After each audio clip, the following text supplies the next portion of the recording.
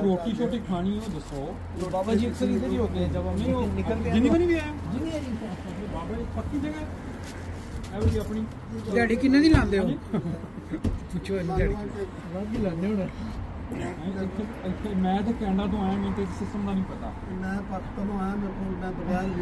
गल ठीक है मैं पाकिस्तान तो आया मैं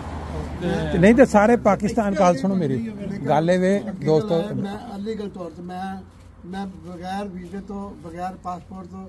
बगैर आईडी तो अच्छा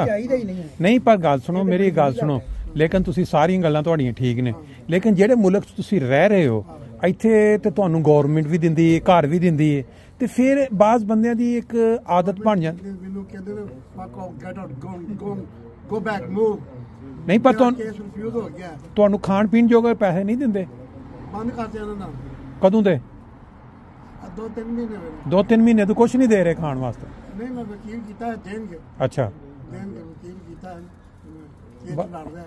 ਅੱਛਾ ਅੱਛਾ ਉਹ ਕਹਿੰਦੇ ਸਾਇਲਮ ਦਾ ਕੇਸ ਕੀਤਾ ਸੀ ਤੂੰ ਰਿਫਿਊਜ਼ ਹੋ ਗਿਆ ਤੇਰਾ ਕਾਹਦਾ ਕੇਸ ਕਰਾਇਆ ਸਰ ਹੈ ਕਾਹਦਾ ਨਹੀਂ ਨਹੀਂ ਸਾਇਲਮ ਕਿਸ ਬੇਸ ਤੇ ਕਰਾਈ ਸੀ ਉਹਨਾਂ ਤੁਹਾਨੂੰ ਕਾਲੀ ਦੱਸੋ ਨਾ ਦੱਸੀ ਤਾਂ ਪਤਾ ਤੇ ਲੱਗਿਆ ਕਿ ਤੁਸੀਂ ਮਤਲਬ ਕਿਉਂ ਉੱਡ ਗਿਆ ਤੁਹਾਡਾ ਕੇਸ ਹੋ ਸਕਦਾ ਤੁਹਾਡੀ ਕੋਈ ਅਸੀਂ ਕੋਈ ਤੁਹਾਨੂੰ ਟਿਪ ਦੇ ਸਕੀਏ ਉਹਨੂੰ ਤੇ ਸਟੋਰੀ ਬਣਾਈ ਹੈ ਅੱਛਾ ਅੱਛਾ ਸਾਰੇ ਜਿੰਨੇ ਵੀ ਕੇਸ ਕਿਸੇ ਤੇ ਵੀ ਨਹੀਂ ਹੈਗਾ ਅੱਛਾ ਪਾਕਿਸਤਾਨੀ ਜਿਹੜੇ ਆਏ ਨਾ ਇੱਥੇ ਕੇਸ ਕਿਸੇ ਦੇ ਉੱਤੇ ਵੀ ਨਹੀਂ ਹੈਗਾ ਅੱਛਾ ਕੇਸ ਬਣਾਇਆ ਉਹੀ ਤਾਂ ਮੈਂ ਕਹਿ ਰਿਹਾ ਨਾ ਉਹੀ ਤਾਂ ਮੈਂ ਕਹਿ ਰਿਹਾ ਜਿਹੜਾ ਬੰਦਾ ਸਿਆਣਾ ਹੈ ਸਹੀ ਸਟੋਰੀ ਬਣਾ ਲੈਂਦਾ ਜਿਹੜਾ ਮਾੜਾ ਠੀਕ ਹੈ ਪਾਕਿਸਤਾਨ ਦਾ नरगस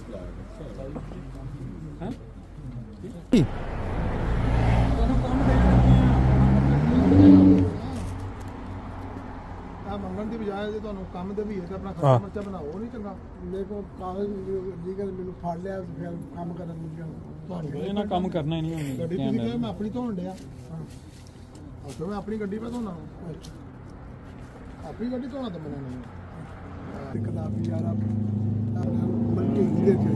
ਮਲਟੀ ਮਿਲਰ ਦੇਖੋ